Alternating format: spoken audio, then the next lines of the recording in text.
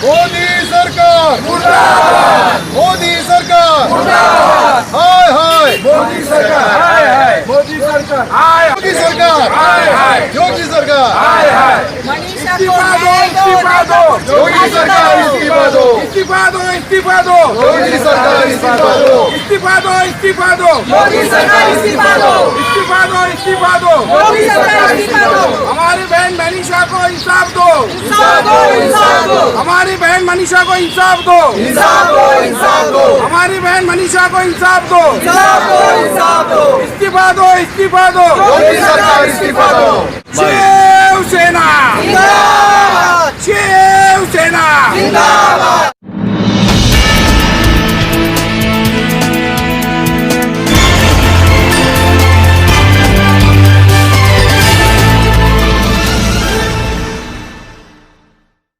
मैं हूं मोइन शेख और आप देख रहे हैं मुमरा टाइम। दोस्तों, यूपी के हाथरस जिले के अंदर जो 14 सितंबर के दिन जो शर्मनाक और दिल को झकझोर देने वाली घटना घटी है, जिसको लेके पूरे देश के अंदर आक्रोश है और हर जगह हर अलग अलग राज्यों में इस घटना की निंदा की जा रही है और लाखों की संख्या में रोड के ऊपर उतर के लोग इसका कड़ा विरोध भी कर रहे हैं। और हम आपको बता दें कि इस वक्त हम मौजूद है उत्तर ग्राउंड के पास, जो मध्यवर्ती शाखा है शिवसेना की, हम वहाँ पे मौजूद है। और आज आप देखेंगे कि हमारे साथ यहाँ पे काफ़ी शिवसैनिक लोग यहाँ मौजूद है। ये सारे लोग जो यूपी गैंग रेप की जो घटना हुई है, इसका ये लोग विरोध कर रहे हैं।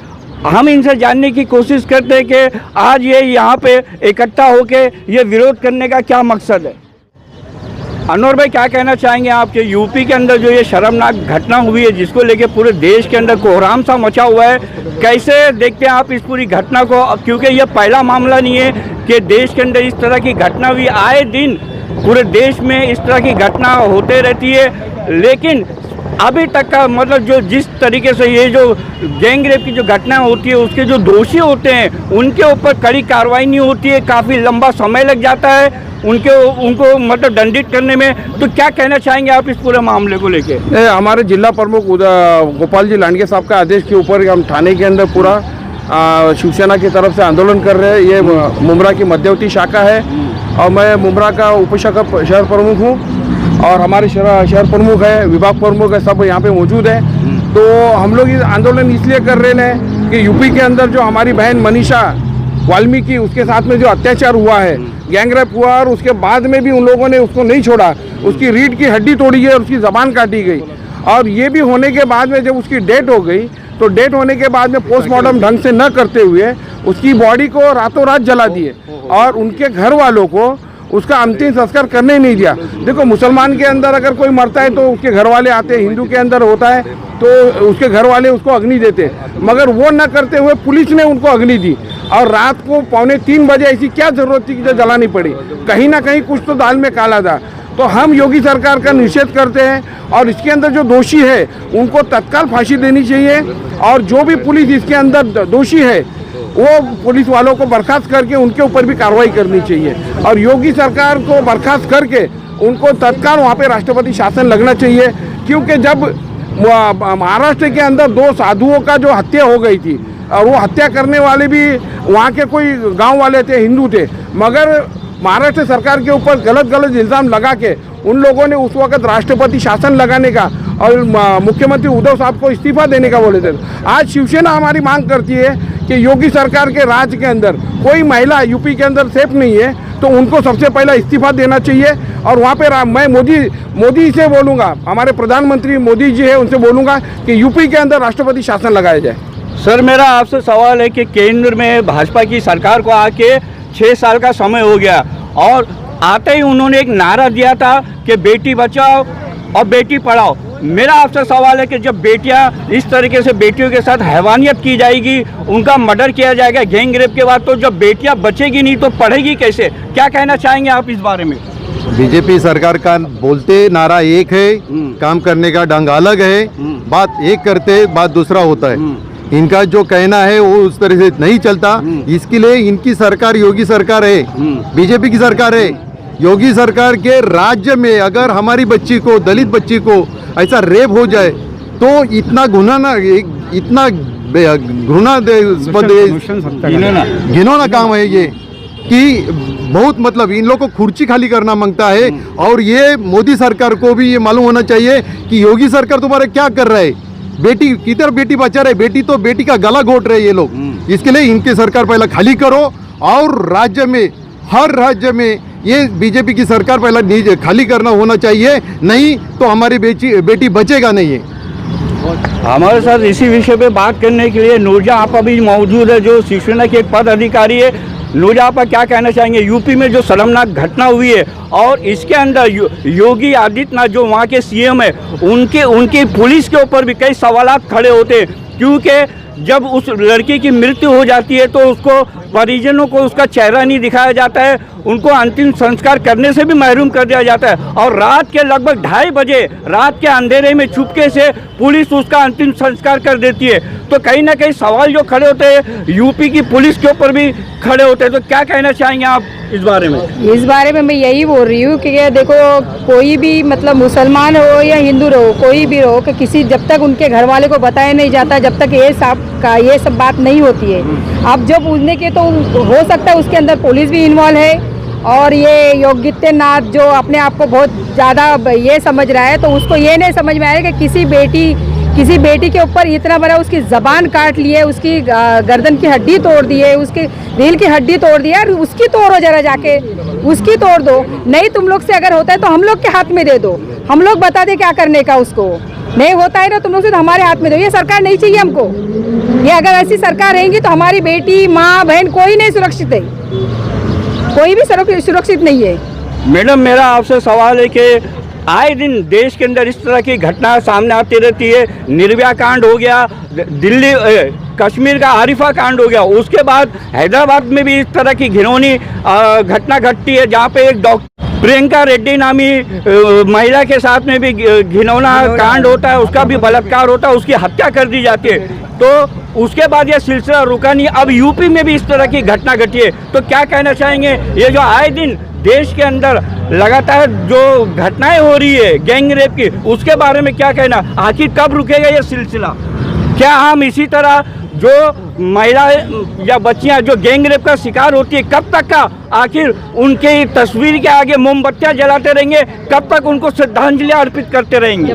लेकिन अभी यूनिटी रहेगी महिलाओं की, बच्चों की, तभी मोमबत्ती जलाने को भी मिलते हैं। अगर वही एक महिला अकेले जाएगा तो उसके ऊपर हक नहीं, उसके ऊपर ऐसी नज़र से देखते तो वो महिला को चलने को भी डर लगता है। जब बचाओ बचाओ तो क्या बचाओ, कौन बचाएगा? बचाने वाला जब नारादाम बन जाता है तो लड़की कैसे बचेगी? और रस्ते से चल ही नहीं सकते। अभी यूपी में ऐसा हो गया तो उसके पीछे कोई तो हाथ रहेगा कि वो सब दबा जा रहे हैं, उनको पूरा बंद करके रखा है, उनको उनकी जो बच्ची मर गए वो बच्ची को दिखाया भी नहीं जा रहा है। कितना बुरा है, कितना बुरा है। जो हम लोग को आँख में आंसू आ रहे हैं सब सुन के देख के, सब टीवी में जैसा देखते हैं ऐसा लगता है वो ऐसा चाहिए नहीं। ब्रह्मचारी क्या करने का है?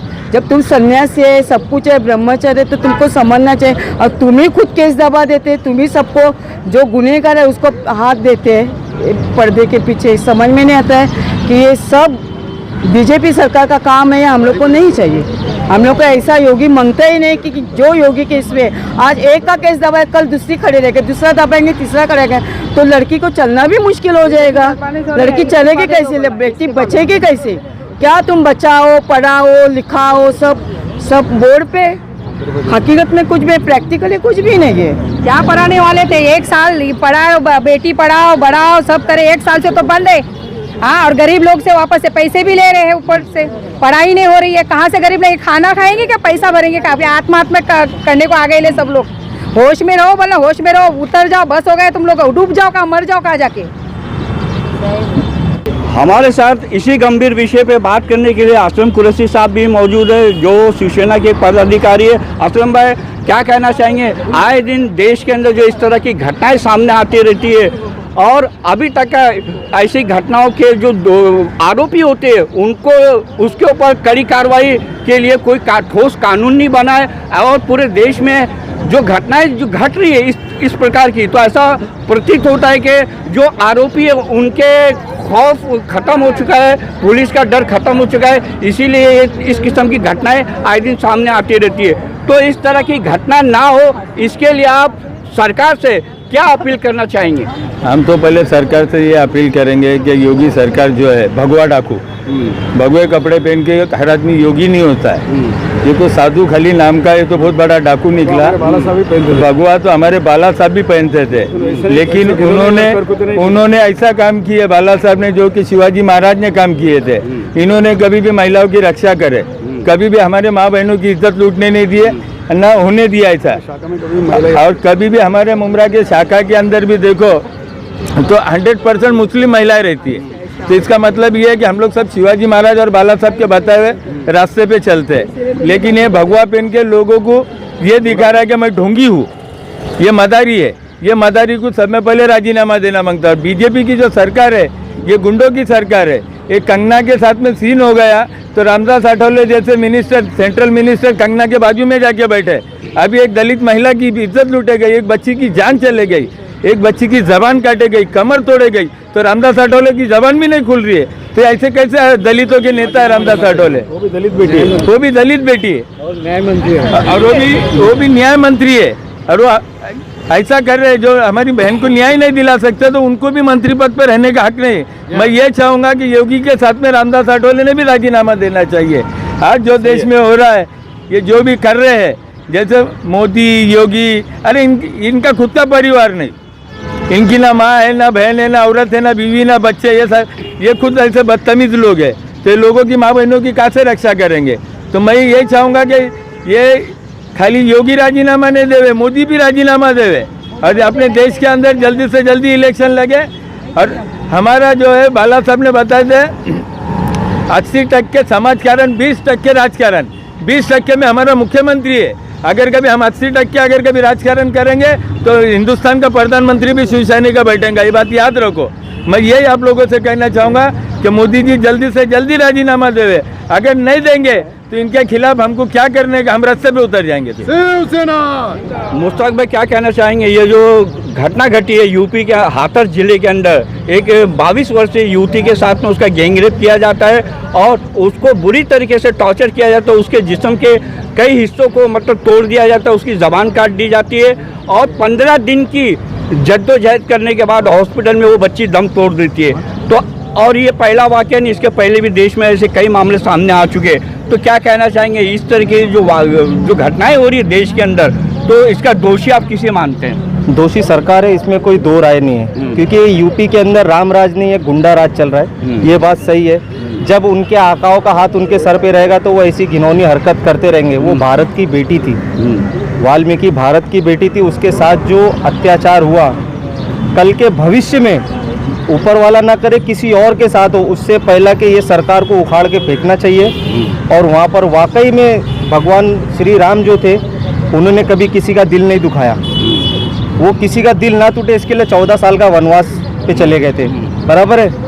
और ये देखो, ये अपने आप को राम राज्य स्थापित करने की बात करते हैं ये लोग। और ये देखो, इनकी तो कोई औकात ही नहीं है, गुंडा राज स्थापित करे।